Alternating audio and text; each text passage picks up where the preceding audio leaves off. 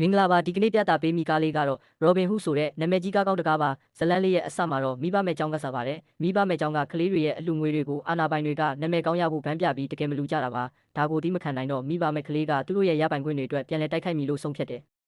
ကလေးရဲ့နာမည်ကတော့ Robin Hood ဆိုပြီးထင်ပေါ်ကျော်ကြားလာတယ်ကလေးကဘာမှလုပ်တာမဟုတ်ပဲရပိုင်ခွင့်တွေကိုအာနာပိုင်တွေစီကပြန်ခိုးတာပါတကိုးလေးဆိုပေမဲ့လောက်ရက်ကမှန်ကန်တာမို့လို့လူတကအမြင်တက်ခံရပါတယ်တကိုးလေး Robin Hood ကလည်းအသက်လေးလဲကြီးလာတော့ခိုးတဲ့အလုပ်ကမကောင်းမှန်းသိလာတယ်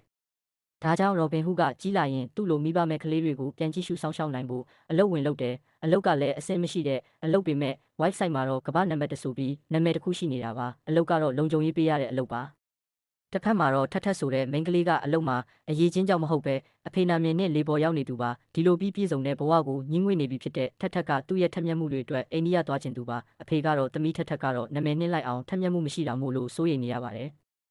အဖေရဲ့စိုးရိမ်မှုတွေအတွက်လက်ထောက်မောင်လာကကမ္ဘာအလုံးစုံဆုံးလက်ထောက်ငါးဖို့ဆုံးဖြတ်တယ်။မောင်လာက Robin တို့ကမ္ဘာနံပါတ်1လုံခြုံရေးဝန်ဆောင်မှုကို website ကရှာတွေ့သွားပါတယ်။မောင်လာကတော့ website ကိုယုံစားပြီး Robin တို့ကမ္ဘာနံပါတ်1လုံခြုံရေးဝန်ဆောင်မှုနဲ့စာချုပ်ချုပ်လိုက်တယ်။တစ်ဖက်မှာတော့လူဆိုးတွေကထက်ကိုဖမ်းပြီးထက်အဖေစီကဘိန်းတရက်ဝင်ရောက်တဲ့ဆေးလိုက်စင်လိုချင်တာပါထက်ကအိန္ဒိယကိုရောက်တော့ Robin တို့ရဲ့ကမ္ဘာနံပါတ်1လုံခြုံရေးဝန်ဆောင်မှုကလူတွေကကြိုးဆိုကြတယ်ထက်ကတော့နာမည်နဲ့လိုက်အောင်ထက်မြက်တာမို့လို့လုံခြုံရေးအစစ်နဲ့အတူတောင်မခွဲခြားတတ်ဘူးဖြစ်နေပါတယ်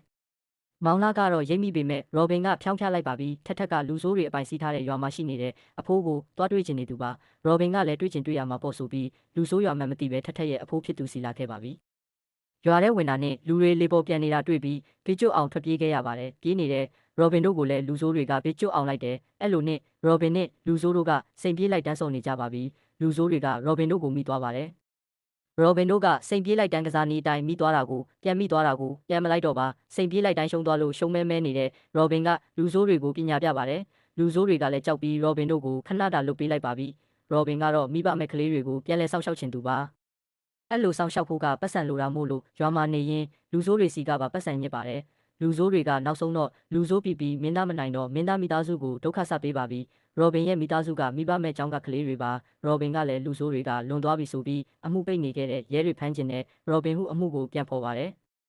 Robin ကရဲကိုလူဆိုးတွေက Robin ပါလို့သိရအောင်ဟက်ကာနဲ့တက်တေအတူလုပ်ခဲ့ပါတယ်တက်တေတွေကိုရဲတွေဖော်ထုတ်နိုင်အောင်လည်းလုပ်ခဲ့ပါတယ်ရဲတွေကလည်းလူဆိုးကို Robin Hood ထင်ပြီးလာဖမ်းသွားကြပါတယ်Robin ကသူကိုယ်တိုင်ကျူးလွန်ခဲ့တဲ့အမှုကိုပညာသားပါလွှဲချလိုက်ပြီးအမှုပိတ်နိုင်ခဲ့ပါတယ်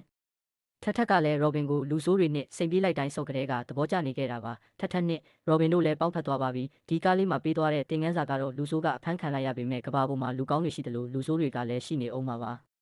အဲ့လိုလူဆိုးတွေအတွက် Robin Hood တွေကလည်းရှိလာမှာပါဆိုတာပဲဖြစ်ပါတယ် channel လေးကို like and subscribe လုပ်ဖို့လည်းမမေ့ပါနဲ့ခင်ဗျာကျေးဇူးတင်ပါတယ်